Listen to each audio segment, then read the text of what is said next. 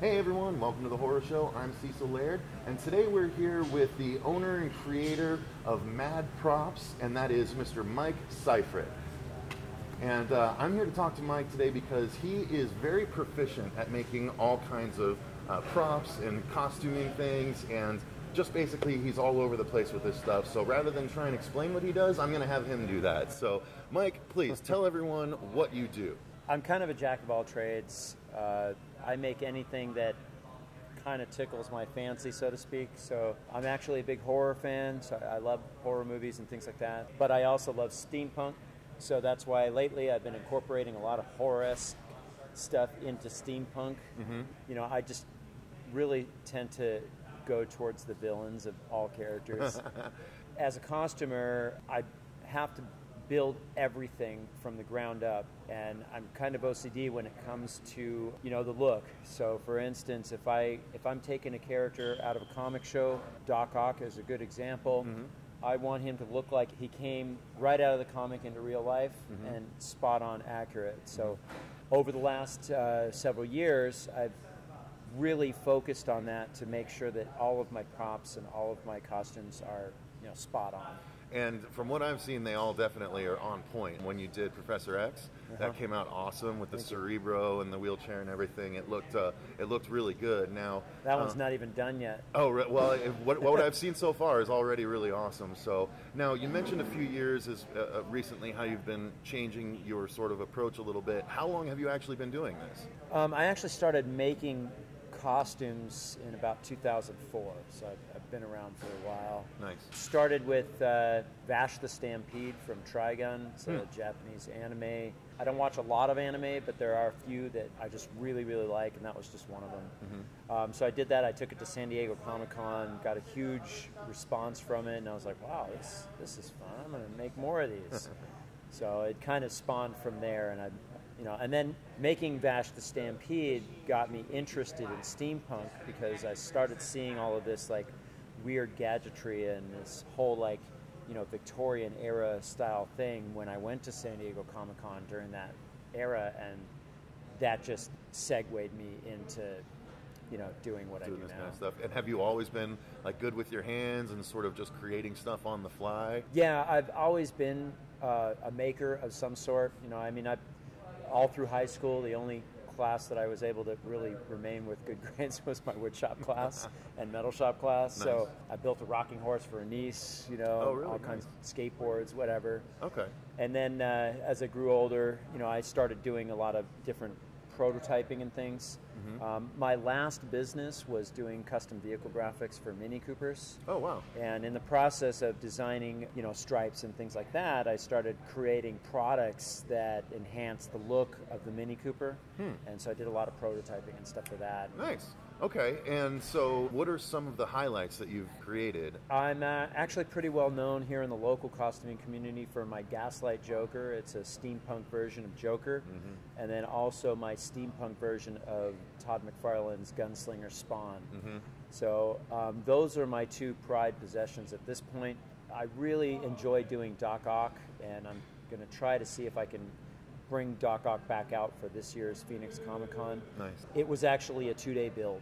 Really? Yeah, I just, somebody said, hey, we're doing a photo shoot, you want to be Doc Ock? And I'm like, yeah, sure, okay. So they gave me like a week to do it. And oh, wow. I'm like, okay, so I threw it all together, got everything I needed for it, and it worked. It worked for the photo shoot, and then it worked even for a few more cons after that, and then the more I wore it, it just started falling apart. Do you take like really hard costume looks and be like, that's going to be a challenge, or you just like, I'm going to try and do what I can now? I'm going to try it, yeah. If that's awesome. The next costume I'm building, it won't be for this PCC, but for next year will be, I don't know if I want to reveal it. It's a huge costume, 10 feet tall. Oh, wow. Well, stay tuned for that surprise. Yeah. You told me an interesting story specifically about the Spawn costume. Mm-hmm. What happened when you went and you actually met with someone in particular while you were in it? Well, you know, it's actually a funny thing. It's, you know, Todd McFarlane is the creator of Spawn, mm-hmm. and well known for that. I've actually known Todd for a very long time because I've been in the, you know, comic community even before 2003. And when I was doing custom vehicle graphics, I was trying to work with him to rewrap his funny car and his van, things like that. Never really worked out. You know, he's got his own mind of what he likes to do. That's fine. But when I finally got into the costuming part, I told him, hey, I'm going to do a gunslinger Spawn, but steampunk style. And he's like, yeah, that's great. I'd love to see that. And then 3.5 years later, I finally show up with it, and he was pretty ecstatic to see it in real life. And yeah, you know, we'll show those pictures, because I was like, when I saw them, I was like, oh wow, that's really cool. The fact that the creator of something that's now been around for so many years, right, he can still be impressed by people doing their versions of the creation. It's got to be a really cool moment for you. Always awesome to get that kind of validation, and the costume is just badass, because you wore it to Phoenix FearCon, and so we got to see it in person there. That was really killer. All right, Mike, now you've got some really cool stuff on the table for us, so why don't you go through and show everyone kind of what these are just a sampling of some of his creations. Let's have him talk about what we got right here. So if you wouldn't mind, go through and tell everyone what we have. Sure. Well, first of all, lately I've really been working on developing new workshops to bring to Phoenix Comic Con and some of the other conventions. So one of my tried and trues is this piece here. This is actually a full leather mask. I used Tech Shop to make this mask, most of it anyway. So this is all laser cut parts that can be assembled. The canisters are vacuum formed canisters. It's a 2-part process, go together, rub and buff, things like that. So what else do we have? Okay, so we've got some parts from my steampunk mad doctor. He's got a name now. Oh, really? Okay. It's Dr. Ivan Bone Crusher. I like it. That works. You know, as his villain name, he's called the Bone Crusher. In the process of creating this character, I wanted to stick with something horror, but something that came out of the late 1800s. So one of the big things of the 1800s that I actually did research on was basically Victorian medical devices. And so this is one of those items that I created.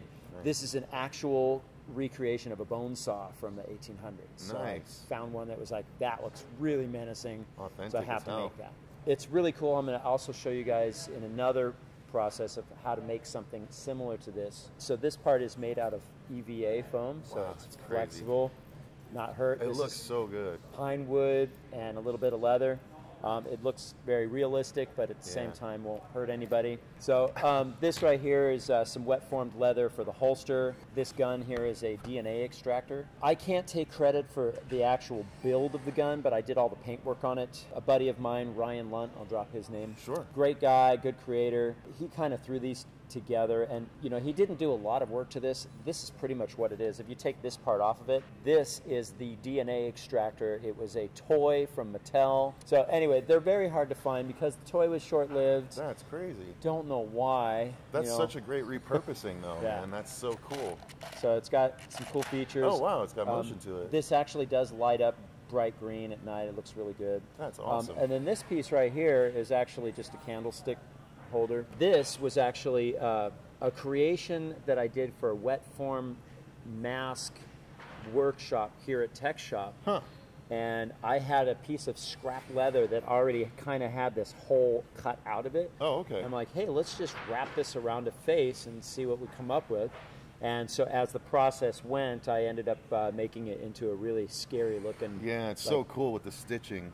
Yeah, the idea was to basically look like I ripped somebody's face off and put a little steampunk goggle on it too. That's so awesome. The process of this actual mask right here, we were showing it during I was doing that tutorial, but also they had me actually wet form this in a horror movie short that I was in. Oh, okay. Where I was kind of a crazed maker guy in this horror flick, so it was pretty cool to be able to put that together. Now I recognize this bad boy. Okay. That one is from Mr. Dread, if I'm not mistaken. So this is the 95 Judge Dredd. Okay. With, Sylvester Stallone. Right. And from what I understand, from what I've gotten feedback, is this is about 99% movie accurate. It looks so amazing.